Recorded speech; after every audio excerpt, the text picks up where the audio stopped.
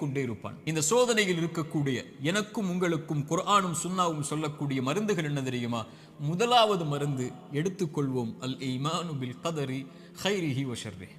நன்மையாயினும் தீயதாயினும் எதுவாயினும் என் இறைவனின் புறத்திலிருந்துதான் என்னை வந்தடைகிறது. அவன் இந்த சோதனை வருவதற்கு முன்னதாகவே அந்த விதியை நிர்ணயித்திருக்கிறான், அதை அறிந்திருக்கிறான். அந்த சோதனை எனக்கு வருகிறது, இதன் மூலமாக இறைவன் என்னை சுத்தப்படுத்த, என் அந்தஸ்தை உயர்த்த நாடுகிறான், அல்லது என்னை நான் செய்யும் பாவங்களால் தண்டிக்க நாடுகிறான். இதை பின்னால் விளக்குகிறேன்.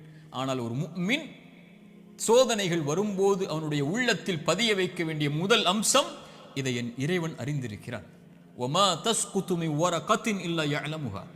இந்த உலகத்தில் இருந்து ஒரு மரம், அந்த மரத்தில் இருந்து ஒரு இலை கீழே விழ முடியாது, என் இறைவனுடைய நாட்டம் இல்லாமல், கல்வி இல்லாமல். இதை